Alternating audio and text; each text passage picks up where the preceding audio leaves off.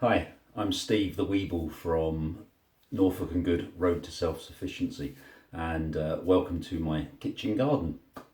I'm in the kitchen. Today I'm going to start off some mustard and cress, and I'll just show you what I do there to get them on the go. And then later today, after I've gone and got some compost from my old place I've been able to arrange getting the delivery of that stuff, so I'm going to go down and collect that. And then we're going to put on some tomato seedlings that are starting to go a bit leggy, and I'll show you through the process there. But first of all, let's crack on with the microgreens, the mustard and cress. Okay, so the first thing we need to do is we need a container to grow them in, and I use these old supermarket containers where I've bought some salad cress over the years, and they're pretty good guide as to the sort of height that you want. So we're going to go from an empty container like this to growing that with mustard and cress. Now mustard and cress have different germination rates, so you don't want to be sowing them both at the same time, but they need a medium to grow on as well.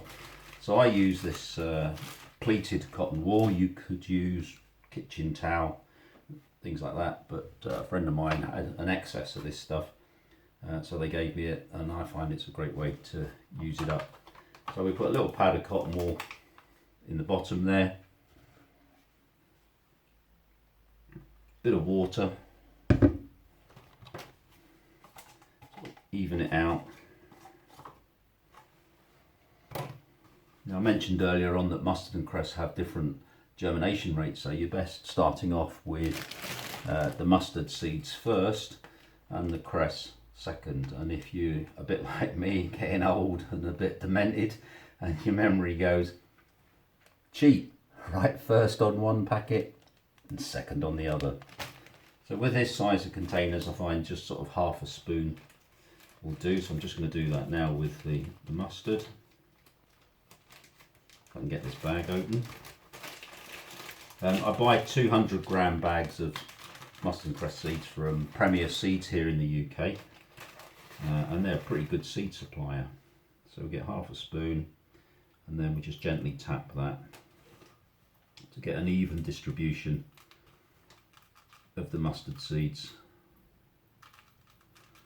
So we've probably used about a third of a spoon, or not even that, to get a reasonable cover. So what I'll do now with those is they'll go into the airing cupboard behind me, kept in the dark for about 3 days. Pop them in there.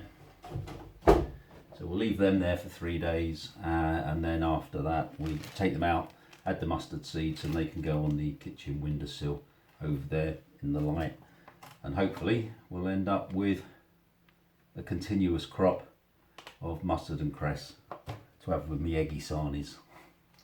Right, I've got to crack on and get some other bits and pieces done. I'm going to go and get that compost and do a few other jobs down at the old place, and then I'll come back and we'll crack on with repotting those tomato plants. See you soon.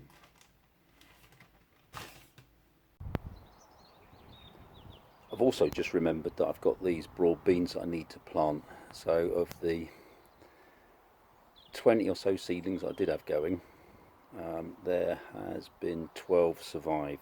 So it's about time I potted them out and staked them up, and they're going to go into the first no dig bed that I made at my new place, which is there. So I'm going to uncover that, get the supports in, and get these beans planted. Okay, so now it's time to pot on some tomato seedlings that I've been growing, and here they are. Some people might think they're getting a bit leggy, but we'll overcome that problem in a moment. These tomatoes I sowed on the 21st of February, and they are of a variety called Coeur de Boue. So hopefully they'll be quite tasty. I've never grown these before. So we've got the first pair of true leaves on here, so it's now time to transplant them, and I'm going to be planting some of them into these sort of three-quarter pint pots. So the first thing we need to do is to dib a hole in them, ready for the roots. And these have been well watered beforehand, as have the seedlings.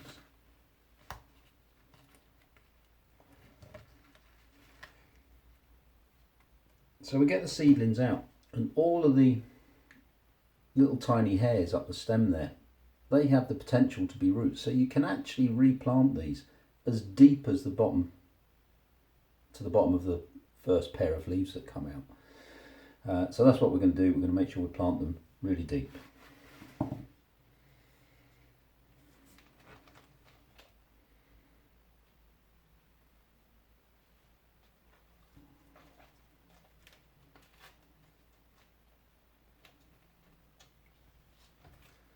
So there you go, you can see how deep we've got them. We've got them almost up to the first pair of leaves, and that will root away quite successfully. So I'm going to crack on and get the rest of these done, and I'll be with you in a moment.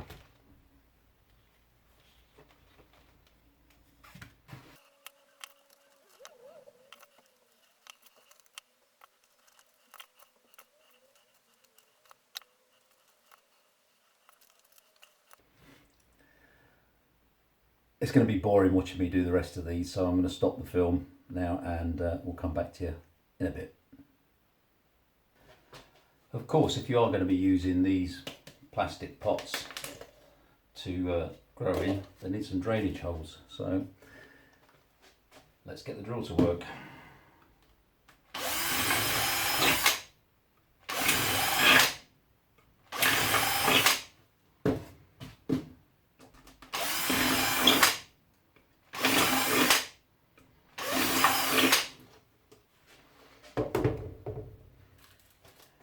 So that's the drainage holes done. All I've got to do now is fill this last dozen up with soil and pot a few more.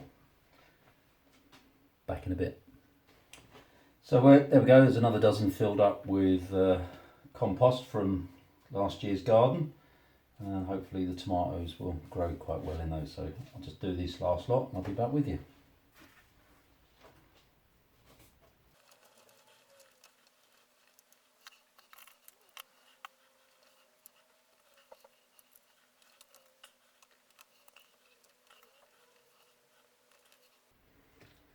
So again, you can see that we've got this quite a long stem before we get to the leaves, but I'm planting them, as I said earlier, up to about there.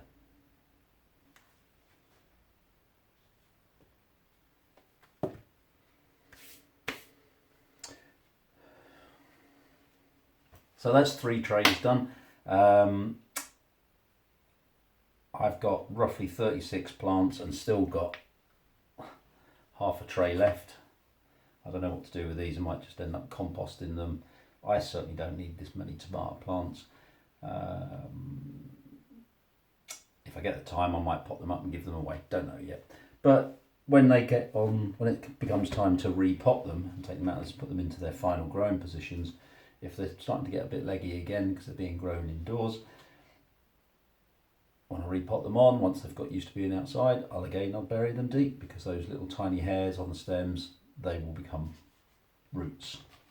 And that's it. That's how to avoid wasting leggy tomato seedlings. They're very good, very easy to repot as deep as you like. So thanks for watching. Thanks for putting up with us. I'm so pleased to be back nurturing plants again and looking forward to them growing. What I'm not looking forward to though is the bad case of blight that I had last year on my tomatoes. So fingers crossed this year will be blight free. So thanks for watching. Give us a thumbs up, hit that like button, hit the subscribe button if you haven't done already. Make any comments below. Thanks for watching.